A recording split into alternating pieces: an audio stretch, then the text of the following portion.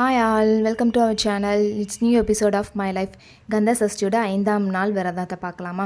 காலையில் நல்லபடியாக வெள்ளனே 5 மணிக்கு பிரம்ம முகூர்த்தத்தில் எழுந்து குளிச்சுட்டு நான் பூஜையெல்லாம் முடிச்சிட்டேங்க. வழக்கம் போல் நல்லபடியாக இருந்தது, மனசுக்கு நிம்மதியாக இருந்தது, நிறைவாகவும் இருந்தது. 5ஆம் நாளுக்கு வந்துட்டு நான் இன்றைக்கி அபிஷேகம் பண்ணது விபூதி அபிஷேகம்.